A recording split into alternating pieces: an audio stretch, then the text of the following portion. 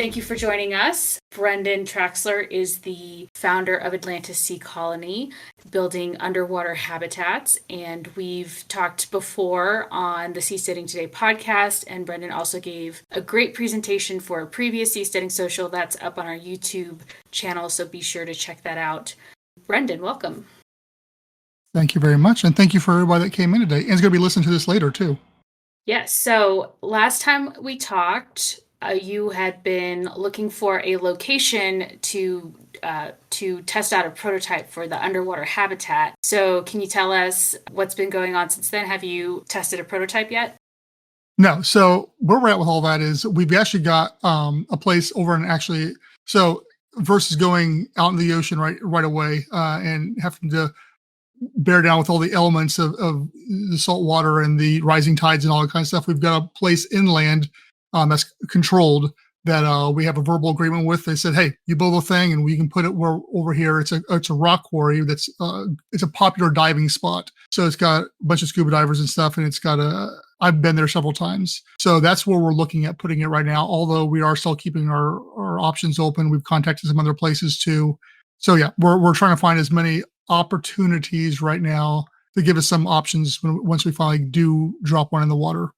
And you were working with a container, is that right? You were going to start out with a container, modified maybe?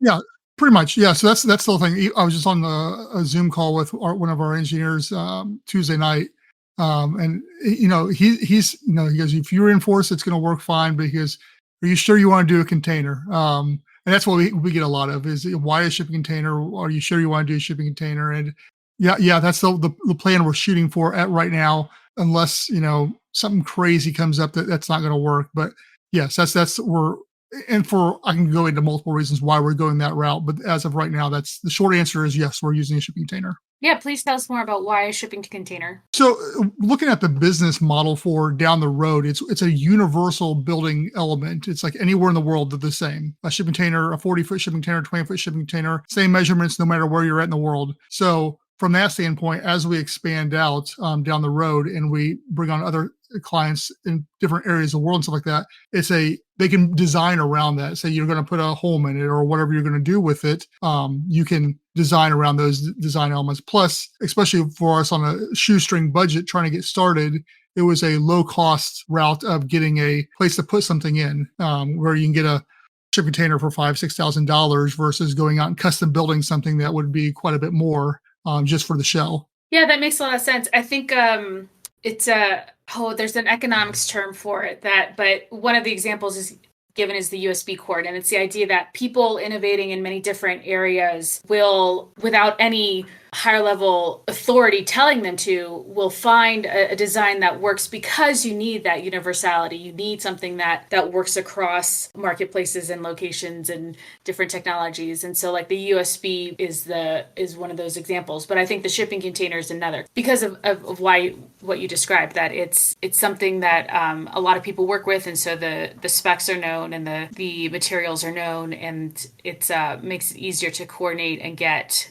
materials and develop. Yeah, and on top of that too, especially when you're looking at, hey, if you're going to design this for like a hotel suite or for a private home or whatever you're going to do, because of the tiny home community that's already out there, everything has already been designed around these footprints already. There's thousands upon thousands of different companies that are building tiny homes built around shipping containers. So it's easy to transport that's already been built on land, the bunch of the infrastructure for that, and put it into an underwater location. So a lot of the legwork's already been done as far as how do you work on spacing and getting stuff into this smaller footprint. And then as far as modifying the shipping container, I know water tightness is probably the most obvious concern, but what are some of the other engineering concerns when you're putting that underwater for people to be in safely? Yeah, obviously that the water tightness is number one. It can't be leaking, but windows is the other one. In most of the things you see out there, if you look at, like, I'm not sure how many people are familiar with the underwater aspect of things, because that's not a huge focus to most people. It's very niche, but usually you have smaller round windows to see out of, and we want to go with a more modern approach in having larger squared windows like you would traditionally have in your house or a hotel or something along those lines. So that's a designing element that we're still working on as far as how big can we actually go and be safe. So obviously it's going to have to be about 3 to 4 inches thick, but as far as the actual width and the height is still up as big as possible is where we want to go. But the other thing is just the pressures of the water itself. The prototype is only going to be around 20 to 30 feet, so it's not going to be a lot of pressure on it, but still there is going to be some pressure there that we have to reinforce to protect against that. And then as you go deeper, obviously that becomes a different concern. And then we've got a different model per se to protect against that. All right. Are there any questions from the audience about the underwater design or any other questions for Brendon? I know it's crazy.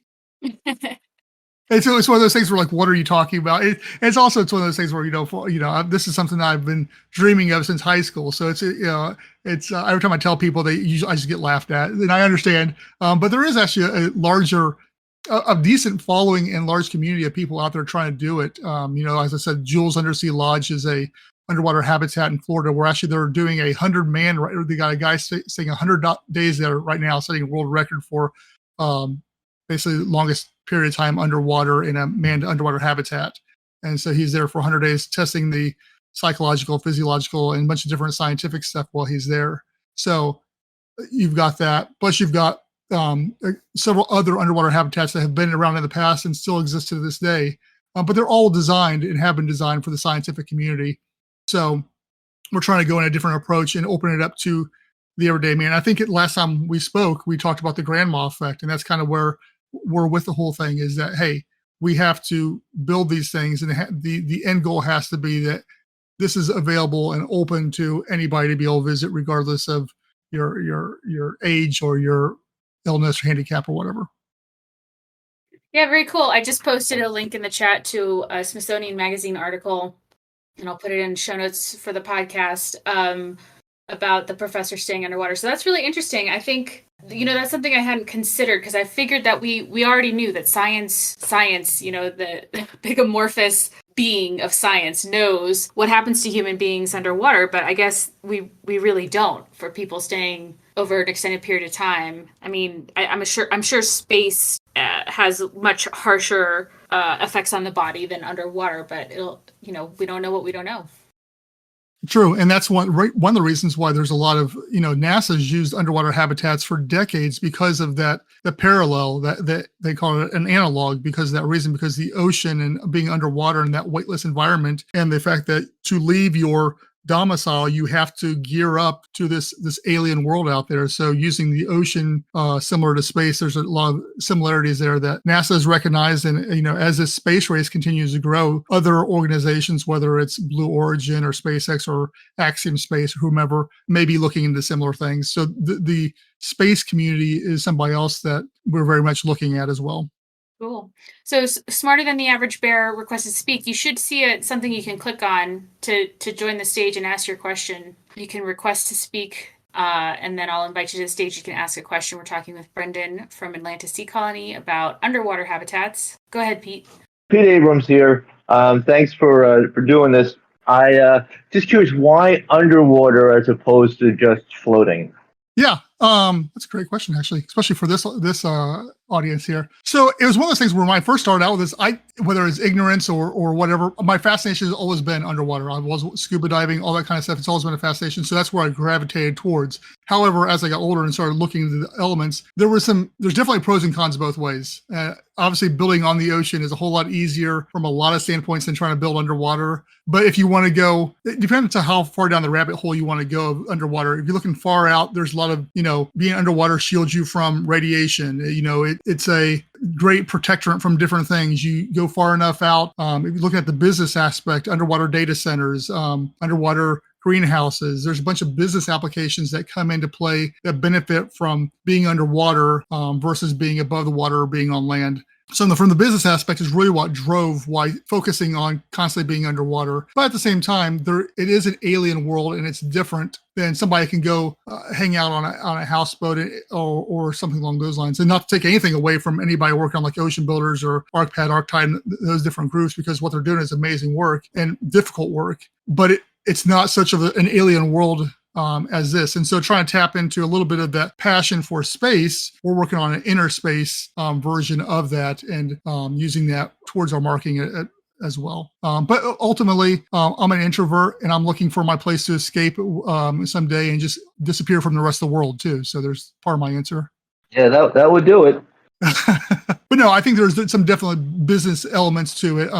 Like I said, my background was in IT in a previous life. And so I look at the data center aspect where Microsoft has done it. China is building them. South Korea is looking at them. There's a couple different companies that started up here in the United States. They're all looking at underwater data centers. And that's a multi-billion-dollar industry alone right there. So if we can even get a small portion of that and work towards that, that's ideal. I don't like to put all my eggs in one basket too. So obviously looking at the residential or the, private home, hotel, resort type of aspect as well. And then, like I said, there's different things, whether it is for the science community, even worst case scenario, as far as like fallout shelters or your bug out shelter or whatever like that too. And greenhouses and stuff too. So there's a lot of different business elements that can come into play. And that's kind of what we're designing towards, is a more agnostic approach to it. I don't care what you do with your underwater habitat per se. We just want to be the name that's building them and putting them out there for people to use.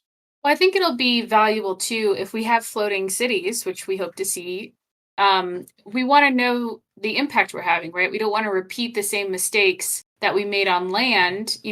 People didn't know the effect that they were having on the environment, and it wasn't a major concern at that time. And we want to go forward in the ocean with the benefit of knowledge, right? And the benefit of experience and understand what effect we're having on the ocean ecology, especially if it's deep underwater.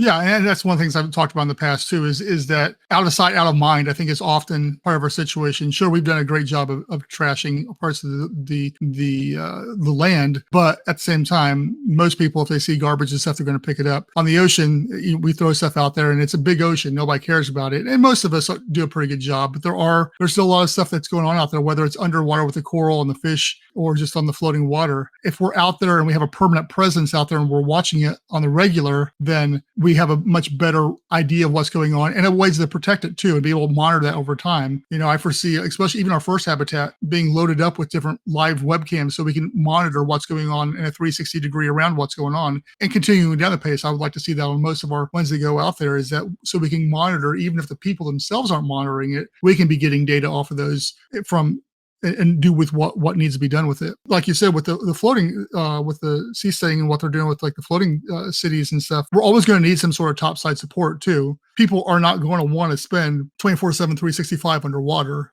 So we have to have that escape too for the land to get your vitamin D or just a vacation and relax. And so I see it as a symbiotic relationship there with, as far as with floating houses, floating cities and stuff along those lines too.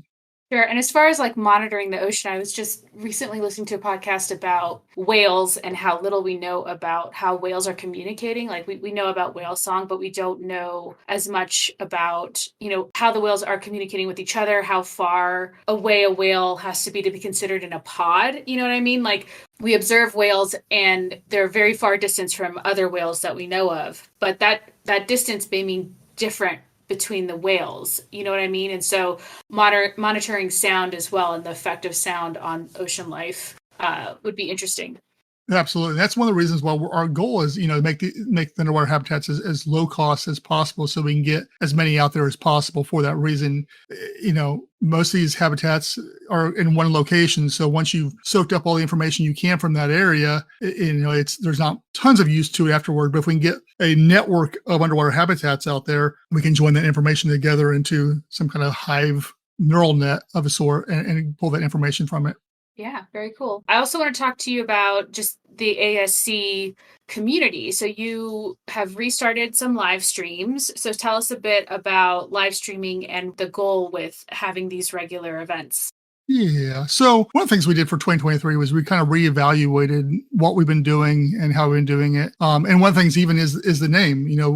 We're known as Atlantis Sea Colony, but that has rubbed some people raw, or it hasn't been the best name. And I came up with that name when I was 15. So it's one of those things where maybe it hasn't aged the best. So we're slowly starting to rebrand to just ASC instead of Atlantis Sea Colony, because we're not really building colonies, and it may not be only to the sea, but that's neither here nor there. As far as the live streams go, it's about every other week we have a live stream right now. We've got a themed one, and then the next time we have an open discussion one where we let the people, hopefully they're more vocal and they chime in and stuff along those lines. If not, we've got some predetermined, but we do different, like we have one of our guys that has been doing a series on different underwater habitats. It's been a deep dive into that. Last week we did Sea Lab 1, 2, and 3, and those are always fun and informative. But otherwise, they're just updates about what Atlantis Sea Colony, I'm even doing ASC is doing, and different stuff like that. So every other week we have a live stream. We do have, then most of those get turned into our podcast as well. Plus we're on most social media platforms. We do have merch as well on Patreon and all that good stuff, and Discord community. It's fairly active.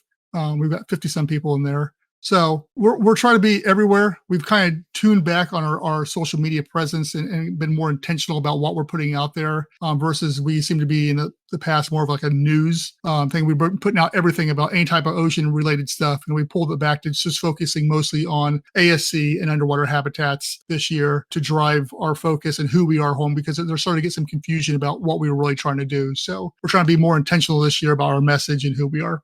Yeah. So your podcast is called Colonize the Ocean? Correct. All right. Just wanted to make sure we had that. And yeah, the word colony, I think it's different when you're talking about colonizing a place where there aren't currently humans living. But yeah, I can understand the confusion.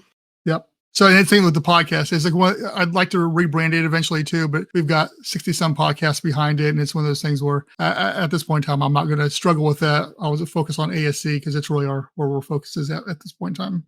Sure. So about 50 people in the Discord. And then, do you have a pretty solid group of people who have been consistent followers and participants? Yeah, so we've got half a dozen, I think, is Patreon members. So we've got some people who are financially contributing. We've got a couple thousand on our Facebook, and then spread across Instagram and LinkedIn and others. There's several hundred across all those as well. So we've got a decent community. I think we all know how that goes. A small percentage is actually active of any of those communities, but that being said, we do have those ones that have been with us for quite a while and are very passionate and are big champions and cheerleaders for what we're trying to do, and see the vision and are doing what they can with what resources they have. And that's, if you want, I'm going to segue a little bit here and talk a little bit about getting involved, because last week you guys had a seasteading event about getting involved as well. So it's cool if I talk about that for a second? Yes, please. Yeah, so it's one of those things where we all have skills. And whether it's financial or even just liking and sharing posts, most of us organizations out there, whether it is even ocean builders who are doing amazing stuff, they can still benefit from your contributions. If you don't have a skill set that you can actually be hands-on with them, liking their stuff, even the Seasteading Institute as a nonprofit need your help. So I would just encourage anybody that is interested in that. Maybe it's not us. Maybe it is ArcPad, ArcTide, or one of the other half a dozen groups out there doing stuff. Get involved with them. If you can donate money towards them, I know they would greatly appreciate that. But even more so, I know, like for us, we were looking for people to jump on board and volunteer their time and their skills to help us push this forward. So you may think that you're not going to help out much, but I guarantee you, as somebody trying to do a startup, that whatever you can do, we would gladly welcome in any format. Money's always great. Your personal skill set's even better, but liking and sharing our posts and getting the message out there speaks thousands, because you never know who's going to see that. And that's that one person that might know the investor or have the means to take us to the next level. Yeah. Thank you for that. And so is it the support of the public that's helpful to you, or is it, what else is part of that? Someone who may not be an engineer or an architect, or a sailor even, how does that? Yeah. So I have said multiple times, it's one of those things. It's all about networking, because you never know who you're going to reach out to in touch. And just because of random posts I have put on forums in the past, I've been reached out to by investors in the past that have talked to me. I saw this post. So it's one of those things where you liking and sharing a post by whomever, it gets it out there into a different community that may not have heard about it beforehand. So I'm a big proponent on liking and sharing social media because of that fact. But at the same time, obviously, if you have a skill set and you've got something you can do, volunteer that or talk to one of the leaders in that group to see what you can do. Obviously if you want to give money, like our lowest Patreon tier is $5 a month. It's like, I can't go to Chick-fil-A for $5 a month. So it's an easy add-on there that does helps us greatly. I mean, through our Patreon members, we've been able to get artwork that we were never able to have before to show off our vision, and it's definitely helped with our engineering fees as well. Yeah. And so you've mentioned that you've been thinking about ASC since you were 15 years old. So what keeps you going? It's been a few years, I know, since you were 15. So how do you keep going, and what, do you set smaller goals, and then once you achieve that gives you motivation to keep going? Or tell us about that, about following a vision for many years. Yeah, that's great, because I think there are many people out there that I have watched over the years in different organizations, whether it is underwater habitats, or I'm sure you've seen it too with different startups trying to build floating houses or floating piers and stuff on those lines that just disappeared. And it's extremely difficult to stay motivated in an area where you feel like you're constantly failing because you can't get traction. I never imagined it being so hard to raise money for something that I thought was a great idea. And maybe that's on me, but either way, it's still a valid point that how do you stay motivated over such a long period of time? And in fairness, I allowed my 9 to 5 to get in the way for a good chunk of that time. And this ASC just kind of sat on the back burner. We had a website and an online presence, but nothing was happening with it. I didn't promote it. So it's one of those things where the fear of failing at this point in time keeps me going the most, because I know that in my heart of hearts, it is a valid and viable business plan, and it is a good idea, because so many people out there are trying to accomplish the same thing, but it becomes a financial situation more than anything at this point in time to get it accomplished, like any project. But surrounding yourselves with people is good. I'm constantly trying to network with like-minded people to get that encouragement. I have a great counterpart over in Turkey, actually, who's working on underwater habitat, that we have regular Zoom calls together just to encourage each other and keep moving forward. But the community as well has been one of the things I keep coming back to, because I don't want to let them down. So it's that fear of not wanting to let down this community that has stood by and watch this grow over the years, because they see the vision and they know it's a reality as well. So I think it depends on the person, but there's different ways that you can keep yourself going. And I'm not saying there's not low times. And last year was a lot of them for me personally. I just, trying to reevaluate what we're doing wrong. Why aren't we growing at the pace we need to? And what sacrifices and risks do we need to make in order to make it happen? Yeah. And then, I hear interviews with very successful business people, and sometimes they have to pivot, and sometimes they have to shift their goal and revisit like what is actually important to accomplish. And I think people get lost when the project changes and then the name changes, so I think that's really important to consider, that if you change the name of ASC, people will think Atlantis Sea Colony disappeared, but you're still working on the same project. So I think the community helps you stay visible to people, that even if the project changes a bit or the name changes, you're still working on that same goal. Yeah. And also in the community, it's a two-edged sword too, because as the owner and the visionary for whatever group, you need to stay focused to your cores and what you want to do. With any organization, we're going to get lots of feedback, positive and negative. And one of the things has been a lot of heat over the shipping container, like I said, or just the design elements itself. And why don't you try this? Why don't you do this? And it's been hard for me to say, this is the vision, here's how we're going to proceed, and to build towards that vision, regardless of people who may be a lot smarter in some different areas putting that input. I value the input, and I want to hear their reasons, and I'll have a deep in-depth discussion. But at the end of the day, it's my call on how it moves forward. And the same for all these different organizations out there too, to maintain the alpha aspect, I guess, of trying to be who you are, I hate using that term, to focus on your vision and make sure it goes, because at the end of the day, I'm the one that has to answer for it. My checkbook has funded a lot of it too. So sure. Well, it's the leadership point. Like there could be many ways to accomplish the same goal. And so it's not that other folks are wrong, and they may have really great ideas, but you're the one who execute. And so you have to find the path that works for you to execute the plan. Yeah, because I mean, all the like I said, all the different ideas I've heard, they will all work. It's not like any of them are wrong. It's just for what we're trying to achieve. And as I see in my head, my long-term vision, it won't work for the long-term vision. And once again, my long-term vision may be completely off too. And we'll see as we get into this. Once again, I may have to pivot quite a bit as we drop the first one in the water and then say, hey, this worked, this didn't work. How do we have to iterate on that design? And it may completely change some of the knowledge that we had on it too. It's one of the things we just don't know until we do it. Yeah, I think that's hard to communicate to a broad audience too, that just because you tested something and it didn't work out doesn't mean that that's a failure. You've learned valuable knowledge. And we've had that with the Seasteading Institute. We're coming up on our 15th anniversary. And, there have been several large projects that haven't come to completion for various reasons. And it's not that, it's very disappointing, and we lose supporters every time a project fails to move forward. And it's not easy. It's really tough, but we also learn a lot about, what's feasible, and, we refocus on a different goal.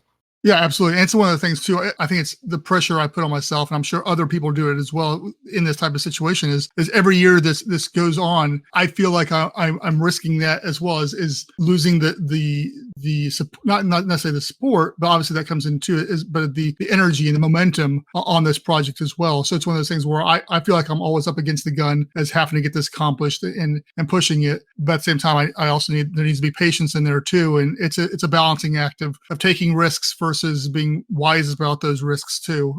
But yeah, especially, and like I mentioned before, and you just mimicked that, was that, there's been a bunch of them that have come and gone. I know, especially in the underwater world, since that's where my focus has been, I've seen probably a dozen over the past 20 years that I've actually talked to in one format or another that have come and gone. There's been several that are still kind of out there, and I've tried to get them on the podcast or on the live stream, so like that, to put their message out there, and fear or not wanting to do it or whatever. I just feel like they're shooting themselves in the foot. But once again, they know what they're trying to do or trying to accomplish, or I hope they do at least. And it's a big ocean, and there's plenty of space out there for all of us above the water and under the water to coexist and work together, because there's tons of real estate out there. Yeah, absolutely. Sorry, I kind of just ramble sometimes, and it made me most cohesive conversation here sometimes. Any comments from the audience? You can request to speak, and then I can invite you to the stage. Pete, I know you have your project, your Plasticrete, and I wonder if any of this resonates with you. Yeah, I definitely agree that there is plenty of real estate, and I love the idea of floating, not fighting. We have the abilities to put, many, many more people, or accommodate many people on this planet. And I think that we are just sort of locked into this mindset of scarcity and fighting over territory and fighting over scarce resources. And I don't believe that. I've been diagnosed as pathologically paranoid, so that's probably where it comes from. I think that the universe is conspiring for the betterment of everything. So I think that we need to I would like to see us looking in the directions of providing vibrant ecosystems that can occupy these incredible niches.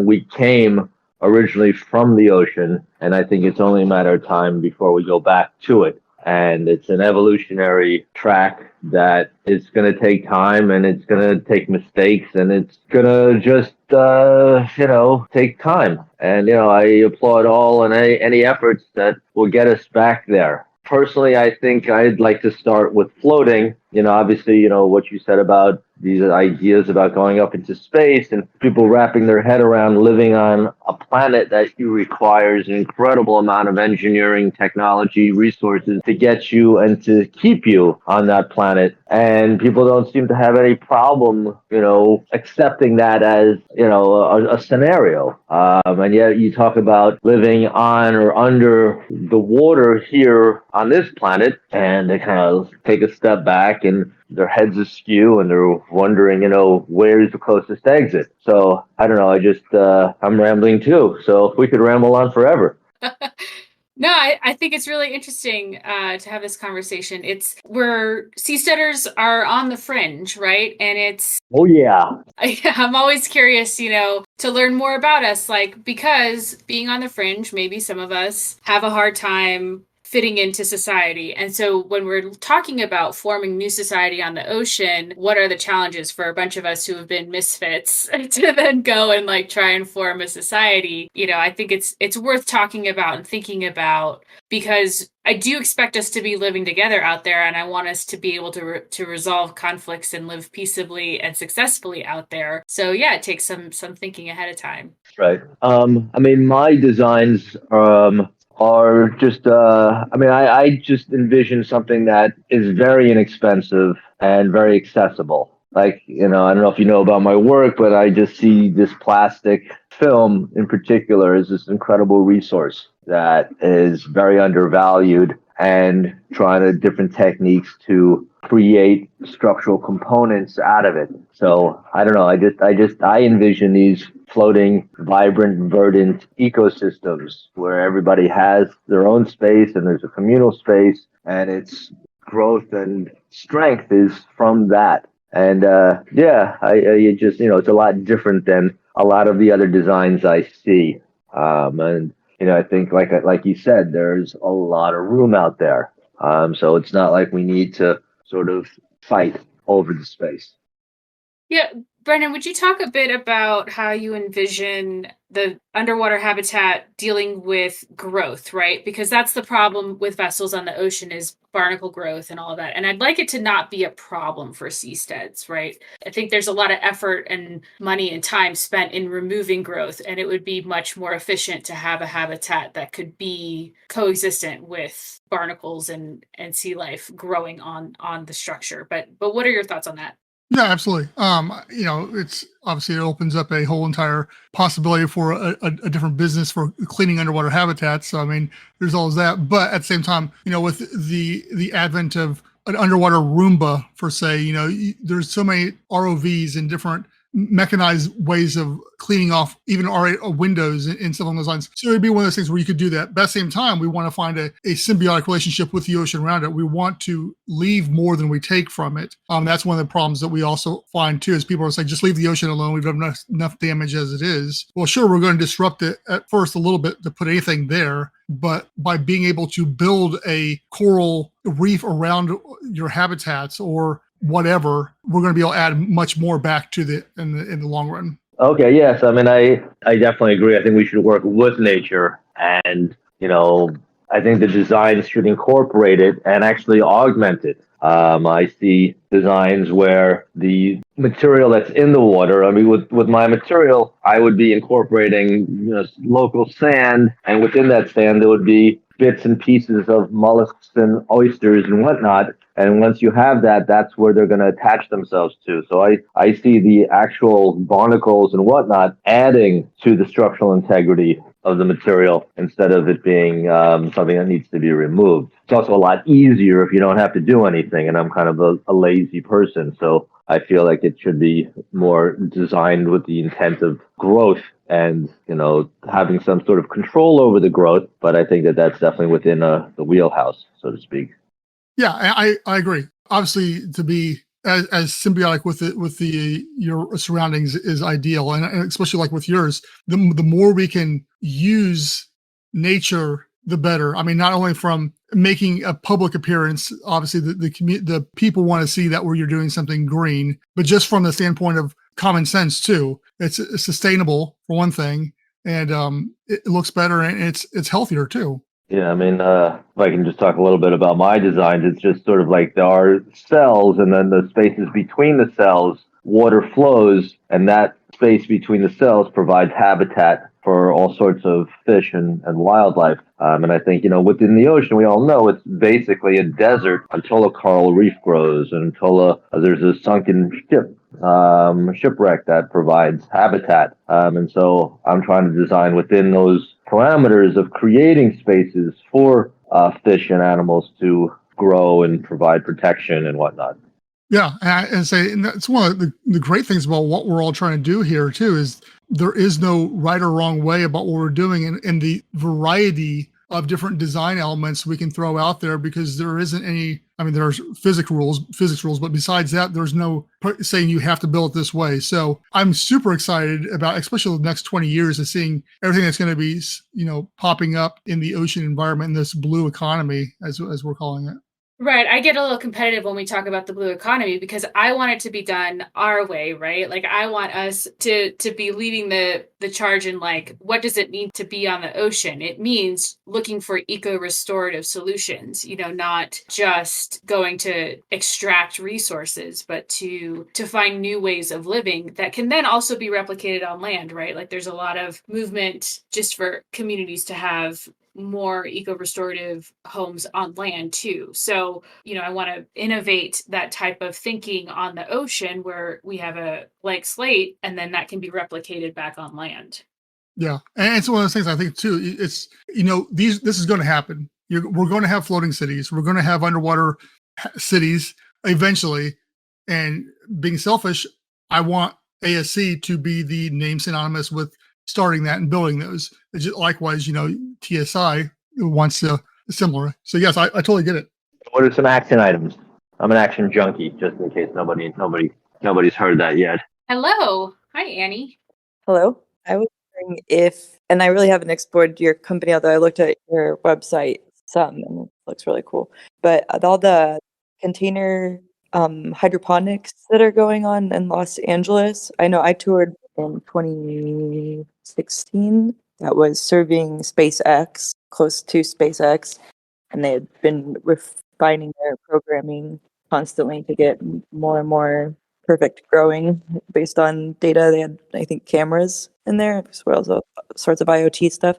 Wondering if reaching out to one of them about doing an underwater thing, perhaps in combination with Atlantis Sea, which is a maybe floating or not floating, but it's a built out, not just a maker space, an innovation center off the coast of LA, off the port of Los Angeles, that has like lots of grants available and research. Just a thought to share.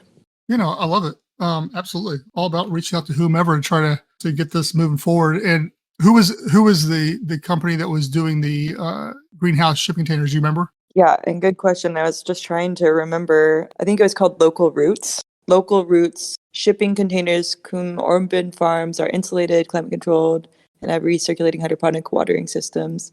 Just whatever. There's several more since than it looks like. Yeah, I know that, Elon Musk's brother, Kimball, he's been building, I don't know if it's the same company or not, but he's been doing the same thing too. So I know there's a bunch of people out there doing it. And even there's a company, a group called Nemo's Garden, who has little underwater pods, actually. So they have an underwater greenhouse, but it's not contained. It's just out there underwater with little domes protecting them. So they're the only ones really doing stuff like that underwater. But yeah, absolutely. As especially when we're moving offshore, or I think it's math is 50% of people live within like 200 miles of the ocean.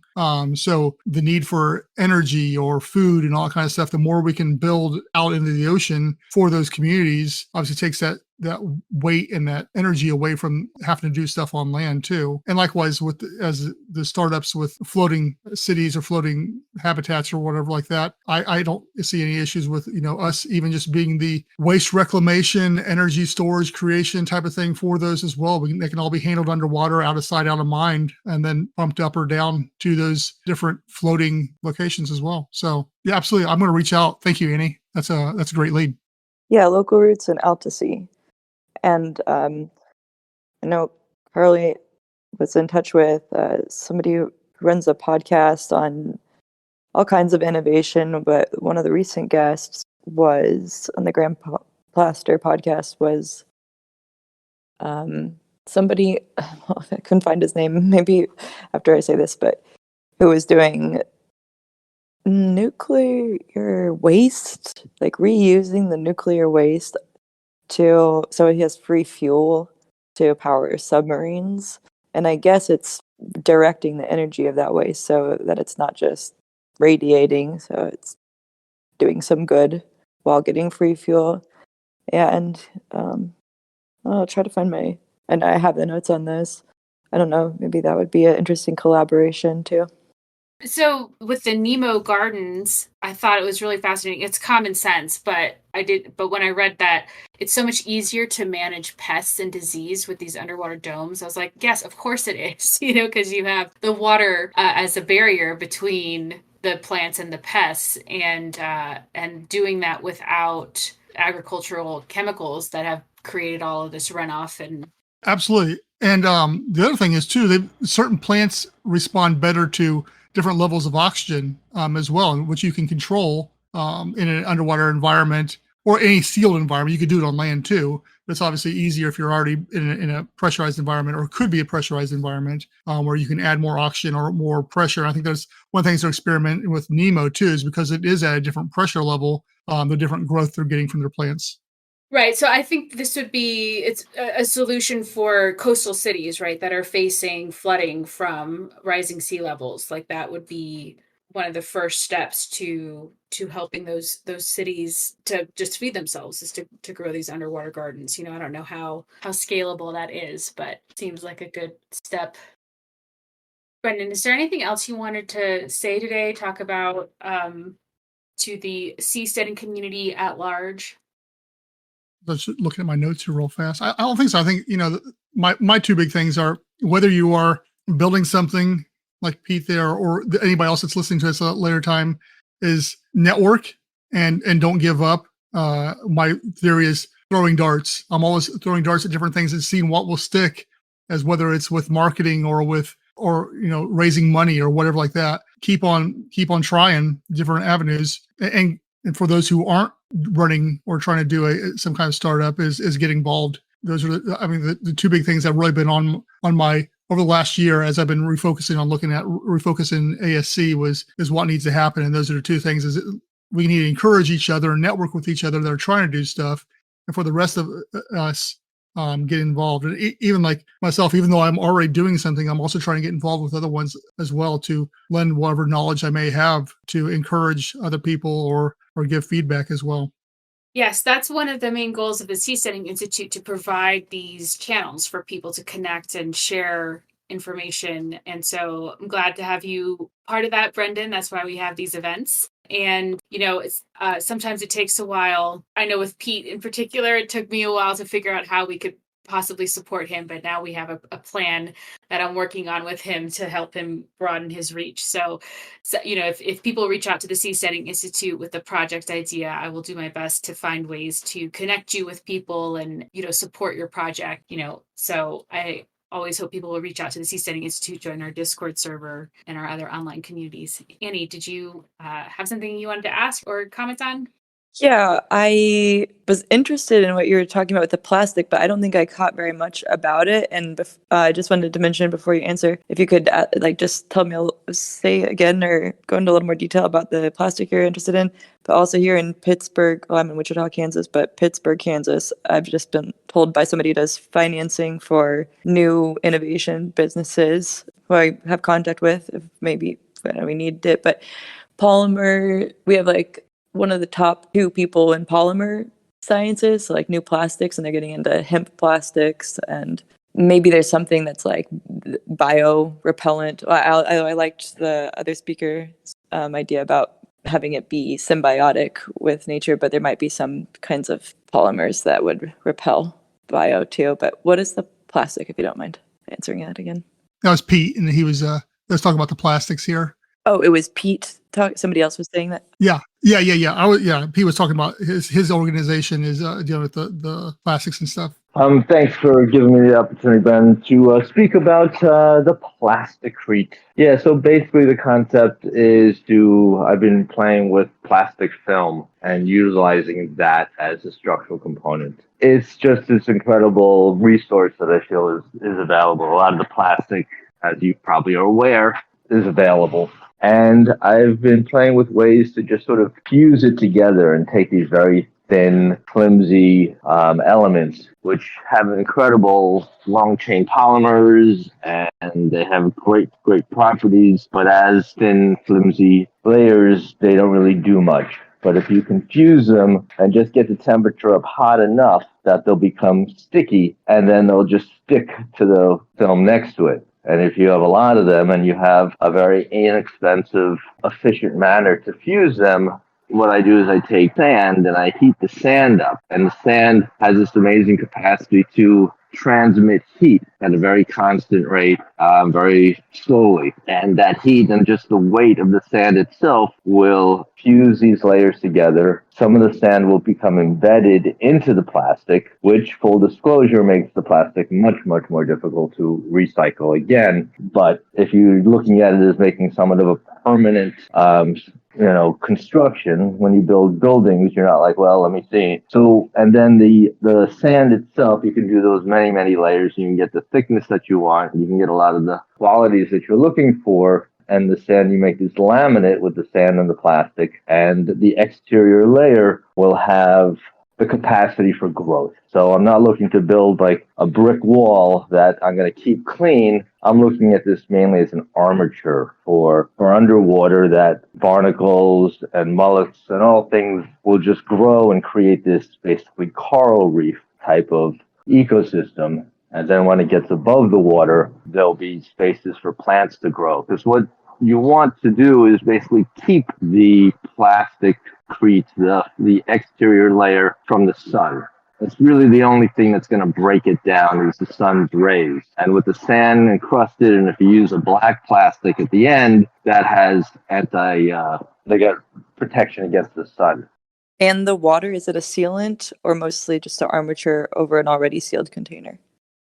So you're basically building a wall, and these walls create these cells, right? So you're building this, you have a hexagonal cell design that links together with another cell. So you're building these basically enclosed cells that have an opening on either end that you can have underwater, will be filled with water, gives you some sense of stability and, wow, I'm losing it here, ballast. And so, ballast. So it holds. So these cells, there's a ring of cells that are connected by these. There's a ring of cells that are connected, and underwater, these cells are filled with water. And as these rings of cells rise up out of the water, they're no longer filled with water, but there's a combination of water, silt, and air. So the bottom part is a silt or some sort of growing medium, and as it rises up out of the water, the plants grow in between the cells that are out of the water. I think that's a little bit too much at you for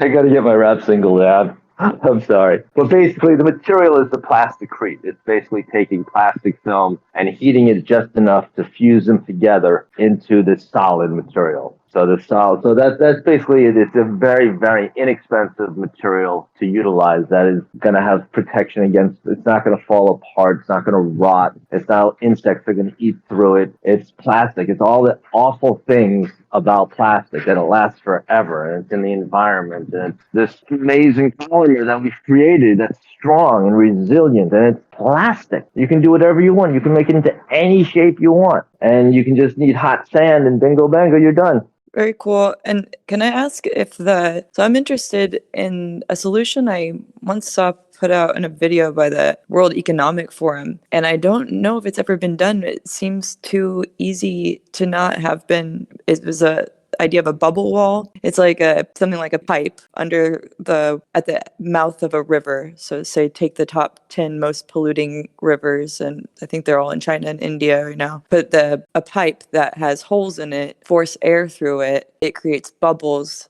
that allow ships and fish to go through without issue, but diverts. They were predicting about, I think, like 80% of the plastic, which is certainly something. And then that plastic, with this bubble wall, it's diverting it to somewhere. And maybe this could be a role for containers, like a floating container to collect that plastic. And I guess since you're the plastics expert here, would that be useful, that plastic, that if we could collect it from river pollution? Everybody bigger can get through without much ecological damage, supposedly, and it would take all the sort of material and rise it to the surface where it could be skimmed off. Is a great idea. I don't know how much. I mean, I'm working with fairly contaminated material. I'm working with basically single-use bags and Brandon, I don't mean to hijack your discussion here. I hope it's okay that I'm talking about me. As you still did you drop out? Anyway, And but I think that there would be limited utilization of that plastic. I need it to be of a fairly specific quality film, basically, and there's really no shortage of that. But I think, any and all efforts to rid the ocean of our garbage, I wholly support, and I think there should be much more interest in resources available to that. For my project, I would need a fairly cleaner, more stable at this technology. I'm hoping to be able to use much more different types of plastics and whatnot later on. But for what I got now, it's I would need to utilize my thing. I see. No, it's just like there's plenty of plastic film. So I don't need to so like I could use agricultural film that gets, at the end of the year, it gets put in a pile and burnt because it's got little bits of dirt and debris on it. I can have some contamination. I can have some degree of, not quite perfect. It's just, what I love about it is like, there's so many thermoplastic films out there. And anyway, go ahead. You were asking something else? Oh, I was going to direct it to Brendon again and ask if trash collection, if just off the top of his head with this idea of, because I think this pipe with forced air is such a cheap idea. I mean, inexpensive. Could you imagine off the top of your head something like what you're doing, the containers collecting from that? Yeah, I've never honestly really thought about it. I know there's organizations out there doing there's I can't remember the name of the company. They've got like floating, like autonomous boats that are doing that. They're sitting at the rivers and they're sorting out all the garbage and doing that. They've got several of them out there already that are doing something similar. So it's protecting the wildlife, but picking up all the plastic or the garbage off the rivers. I can't remember that organization, but no, I've never really thought about it. It's a great solution, a simple one too. It's something to definitely look into. I think the first thing would be to stop putting it in the rivers, and the first thing would be not to be producing it in the copious quantities that we do. I think we're really looking. For me, plastic pollution is a serious issue. I think plastic production is a serious issue, and I think this sort of disposable lifestyle is a serious issue. And I think we need to spend more time outside. Well, we've reached the end of our time today, but I think I appreciate everyone joining in the conversation and Brendon for leading the conversation. Yes, thank you. Thank you for hosting this. Yes, thank you everybody for coming out. So Brendon, tell everyone how people can find ASC and join your live streams. Yeah, so all of our links are on atlantisseacolony.com. I'm going to drop down in our group here on Discord. I'll drop a bunch of information after the fact as far as all that goes. Like I said, our live streams are every other Tuesday night at 7:30 Central. Like I said, then usually the podcast comes out the next day or something like that, and we chop it up into reels or TikToks and stuff like that as well. But just go to our website or Facebook. We stream our lives on Facebook, YouTube, and LinkedIn. Great. Thank you so much. Thanks everyone for joining, and keep an eye out for our next Seasteading Social event. Again, we host these every month. And then I also host a coffee talk, which is not recorded, on the second Thursday of the month here in Discord. So that's an open discussion about anything related to seasteading. And everyone have a great day. Thank you. Thank you.